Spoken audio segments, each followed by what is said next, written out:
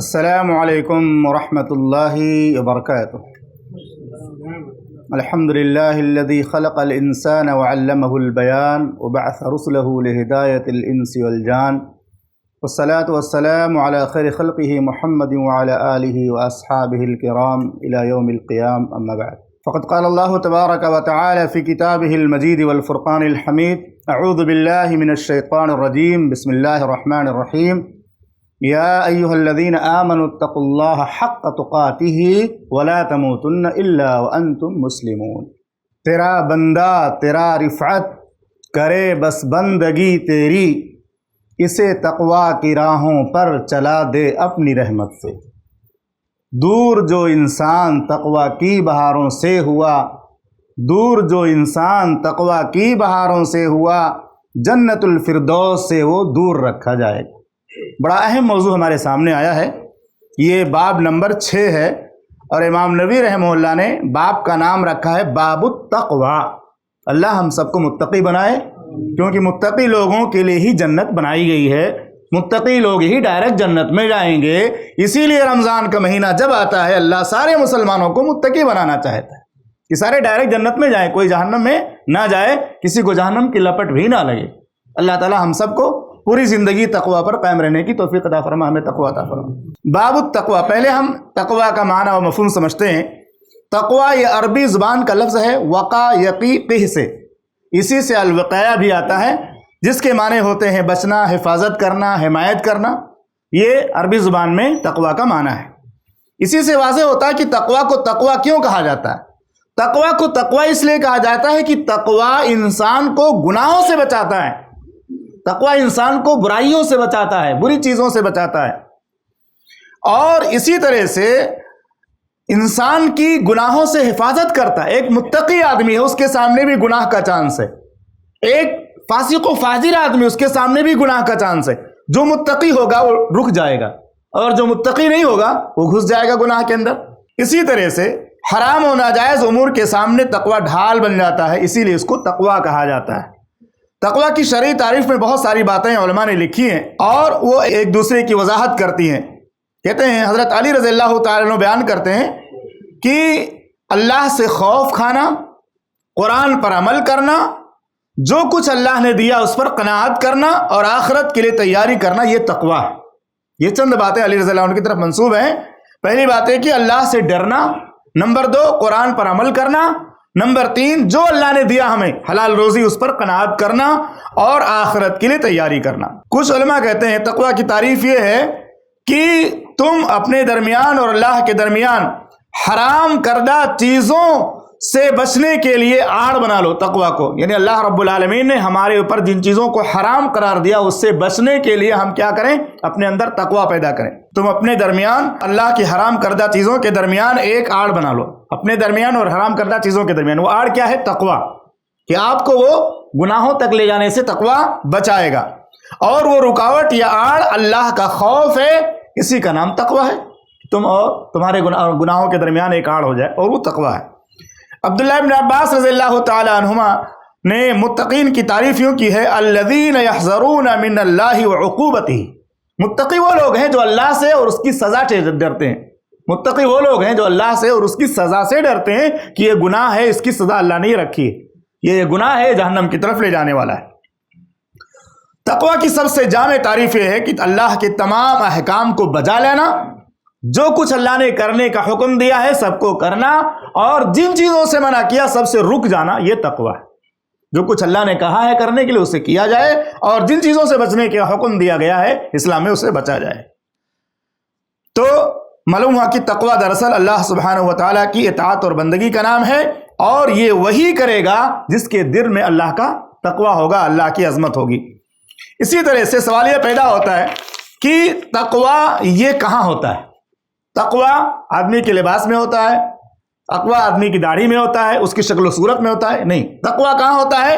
اس کے بارے میں خود محمد رسول اللہ صلی اللہ علیہ وسلم کی حدیث موجود ہے۔ تقوی یہ مراد ہے تقوی سے اللہ کا خوف، اور یہ بندے مومن کے دل میں ہوتا ہے۔ کہاں ہوتا ہے؟ بندے مومن کے دل میں ہوتا ہے۔ اسی وجہ سے قرآن و حدیث میں تقوی کی جگہ دل کو بتایا گیا ہے۔ اللہ رب العالمین نے فرمایا ذالک ومن یعظم شعائر اللہ فانها من تقوی القلوب، ان اللہ کے شاعر کی تعظیم کرنا یہ دلوں کے تقوی سے ہے۔ جو آدمی متقی ہوتا ہے وہ اللہ کی نشانیوں کی شاعر کی تعظیم کرتا ہے۔ اور محمد رسول اللہ صلی اللہ علیہ وسلم نے ایک مرتبہ فرمایا اپنے سینے کی طرف اشارہ کرتے ہوئے التقوی ہا ہونا، التقوی ہا ہونا، التقوی ہا ہونا، 3 بار آپ نے فرمایا تقوی یہاں ہوتا ہے، تقوی یہاں ہوتا ہے، تقوی یہاں ہوتا ہے، یعنی دل کے اندر تقوی ہوتا ہے۔ اور آپ نے یہ بھی فرمایا کہ جسم کے اندر گوشت کا ایک ٹکڑا ہے، جب تک وہ صحیح رہتا ہے پورا جسم صحیح رہتا ہے، اور جب وہ خراب ہو جاتا ہے پورا جسم خراب ہو جاتا ہے، اور وہ کیا ہے؟ الا وہی القلب، دل ہے۔ تو اس سے بھی پتہ چلتا ہے کہ تقوی کا محل دل ہے، دل آدمی کو صحیح رکھنا چاہیے، اور دل صحیح رہے گا تو اس کے اعمال بھی صحیح ہوں گے۔ اسی لیے محمد رسول اللہ صلی اللہ علیہ وسلم نے فرمایا ان اللہ لا ينظر الى صورکم واموالکم، اللہ تمہاری صورتوں کو نہیں دیکھتا ہے، شکل و صورت کیسی ہے، قد کاٹھی کیسی ہے، رنگ تمہارا گورا ہے کہ کالا ہے، کون سے خاندان کے قبیلے کو، یہ اللہ نہیں دیکھتا، اور نہ ہی اللہ رب العالمین تمہارے مالوں کو دیکھتا ہے۔ لیکن دنیا آج یہی دیکھ رہی ہے، دنیا ہر چیز میں یہی دیکھتی ہے، شکل و صورت کیسی ہے، خاندان کیسا ہے، مال ہے کم یا مال ہے زیادہ مال ہے تو اس کی اہمیت لوگ سمجھتے ہیں، کم مال ہو تو اس کی اہمیت نہیں سمجھتے۔ لیکن اللہ کیا دیکھتا ہے؟ وَلَكِنْ يَنظُرُ إِلَىٰ قُلُوبِكُمْ وَأَعْمَالِكُمْ، اللہ تمہارے دل کو اور اعمال کو دیکھتا ہے، دلوں کو دیکھتا ہے تمہارے اور اعمال کو دیکھتا ہے۔ ایسے ہی مسلم کی روایت۔ علامہ راغب رحمہ اللہ فرماتے ہیں کہ شریعت میں تقویٰ کہا جاتا ہے حفظ النفس عما یوسم وذلك بترک المحظور ویتم ذلك بترک بعض المباحات۔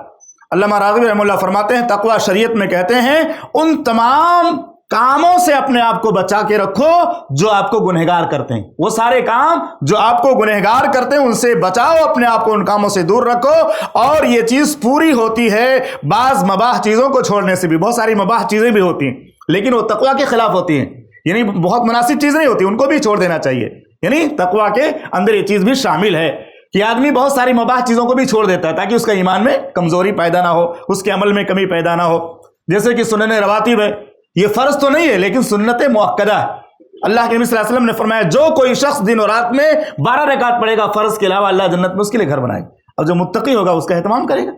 جو متقی نہیں ہوگا ارے تو جائز ہے نا، فرض تو نہیں ہے، یہ تو سنت ہے۔ تو ایسی بہت ساری تعلیمات کو ہم فتح پشے پش ڈال دیتے ہیں کہ واجب نہیں ہے، یہ فرض نہیں ہے، یہ مستحب ہے، ایسا ہے ویسا ہے، جبکہ اس کو کرنا چاہیے۔ اور ایسے بہت ساری چیزوں سے اس کا جو کرنا بہت بڑا گناہ نہیں ہے تو چھوٹا گناہ ہے۔ تو ایسے بہت سارے گناہوں کا ارتکاب لوگ کرتے ہیں۔ جو متقی ہوتے ہیں وہ چھوٹے گناہوں سے بھی بچتے ہیں اور جو اس طرح سے بڑے گناہوں سے بچتے ہیں۔ اسی طرح سے تقویٰ سے متعلق ایک اور قول موجود ہے، علامہ جرجانی رحمہ اللہ فرماتے ہیں التقویٰ فی الطاعۃ یراد بها الاخلاص، تقویٰ اطاعت کے بارے میں یہ ہے کہ جو اطاعت کی جائے اس میں اخلاص ہو، اور معصیت کے بارے میں یہ ہے جہاں بھی گناہ کی بات آئے وہاں اس کو چھوڑ دیا جائے۔ تو یہ تقویٰ سے متعلق جو ہے چند باتیں تھیں۔ اللہ رب العالمین نے کچھ آیتیں قرآن مجید میں تقویٰ سے متعلق بیان کی ہیں۔ امام نووی رحمہ اللہ نے کچھ آیتوں کو اس میں کوٹ کیا ہے۔ سب سے پہلی آیت ہے یا ایھا الذین آمنوا اتقوا اللہ حق تقاتہ، اے ایمان والو اللہ سے ڈرو جیسا کہ اسے ڈرنے کا حق ہے۔ اس کے بعد دوسری آیت انہوں نے کوٹ کی جو پہلی کی تشریح کرتی ہے کہ اللہ سے ڈرو جیسا کہ ڈرنے کا حق ہے۔ کیا معنی ہوا؟ فاتقوا اللہ ما استطعتم، جتنی طاقت ہے اتنا ڈرو۔ تو اس کا دو معنی لوگ لیتے ہیں، ایک تو یہ کہ آدمی بالکل متساہل ہو جاتا، بولتا ہمیں اتنی ہی طاقت ہے، اس سے زیادہ ہم نہیں ڈر سکتے، یعنی اتنی ہی طاقت ہے، بہت متساہل ہو کر کے گناہ بھی کرے گا، بولے ہم کو بہت زیادہ طاقت نہیں۔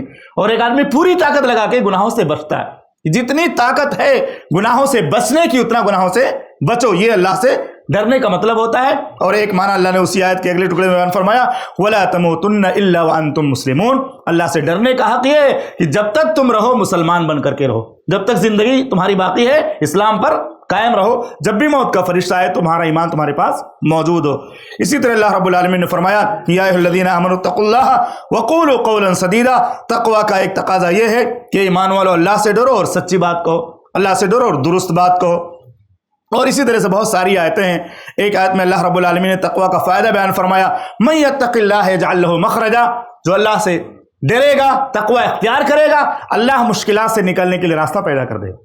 جو اللہ کا تقویٰ اختیار کرتا ہے اللہ اس کے لیے روزی بھی بڑھا دیتا ہے، کشادہ کر دیتا ہے، نکلنے کے راستہ پیدا کر دیتا ہے۔ وَيَرْزُقُهُ مِنْ حَيْثُ لَا يَحْتَسِبُ، اور اس کو ایسے انداز سے روزی دیتا ہے لوگوں کو پتہ بھی نہیں چلتا، یا اس کو بھی احساس نہیں ہوتا اتنی روزی کہاں سے آ رہی ہے، یا اتنی آمدنی میں ہمارے سارے کام کیسے ہو رہے ہیں، ہماری ضروریات کیسے پوری ہو رہی ہیں۔ یہ اللہ رب العالمین کی طرف سے رحمت ہوتی ہے۔ اس کو ایسے انداز سے روزی ملتی ہے کہ اس کو اندازہ بھی نہیں ہوتا. اتنا تو ہم کما نہیں رہے، اتنے ہمارے پاس ہے نہیں، لیکن ساری ضروریات اللہ پوری کر رہا ہے اور اللہ تعالیٰ ہم پر رحمت نازل فرماتا ہے. اسی طرح سے اللہ رب العالمین نے ایک اور مقام پر سورہ انفال میں فرمایا ان تتقوا اللہ یجعل لکم فرقانا، جو اللہ سے ڈرتا ہے اللہ اس کے لیے نکلنے کا راستہ جو ہے آسان کر دیتا، اس کو ایسی جگہ سے روزی دیتا جہاں اسے گمان نہیں ہوتا. پھر اللہ رب العالمین نے فرمایا ان تتقوا اللہ یجعل لکم فرقانا، اگر تم اللہ سے ڈرو گے تو تمہیں حق و باطل میں تمیز کرنے کا ہنر دے گا، حق و باطل میں تمیز کرنے کی صلاحیت دے گا. جو متقی ہوتا ہے وہ سمجھ جاتا ہے یہ چیز صحیح ہے، یہ چیز صحیح نہیں. بہت سارے لوگ ہیں سامنے کوئی بات آئے فوراً سمجھ جاتے ہیں، ہاں یہ چیز کرنا اچھا ہے، یہ چیز کرنا اچھا نہیں. اللہ فرماتا ہے اگر تم تقوی اختیار کرو گے تو اللہ رب العالمین تمہیں حق و باطل کے درمیان فرق کرنے والی بصیرت عطا فرمائے گا اور تم سے تمہاری برائیاں دور کرے گا اور تمہیں بخش دے گا. اور اللہ رب العالمین بہت بڑا فضل والا ہے. یہ چند باتیں تقوی سے متعلق تھیں. اللہ سے دعا ہے کہ رب العالمین ہم تمام مسلمانوں کو تقوی سمجھنے کی توفیق عطا فرما، ہمیں تقوی کی دولت نصیب فرما، تقوی کی نعمت نصیب فرما. جو بھی ہم زندگی گزارتے ہیں ظاہر اور باطن ہمارا جو ہے گناہوں سے دلوں کو ہمارے پاک کر دے اور ہم سب کو محمد رسول اللہ صلی اللہ علیہ وسلم کی سنت کے مطابق، آپ صلی اللہ علیہ وسلم کے اسوہ حسنہ کے مطابق زندگی گزارنے کی توفیق عطا فرما اور ایمان کے ساتھ موت نصیب فرما. آمین. وصلی اللہ علیہ نبی الکریم. السلام علیکم. ایسے ہی فائدہ مند اسلامک ویڈیوز دیکھنے اور منہج سلف پر کتاب و سنت کی تعلیمات کو عام کرنے میں ہمارا تعاون کرے تاکہ آپ کے لیے ذریعہ نجات، جنت کے حصول کا سبب، ساتھ ہی مال میں برکت و اضافے کا ذریعہ بھی بنے. آمین. جزاک اللہ خیرن.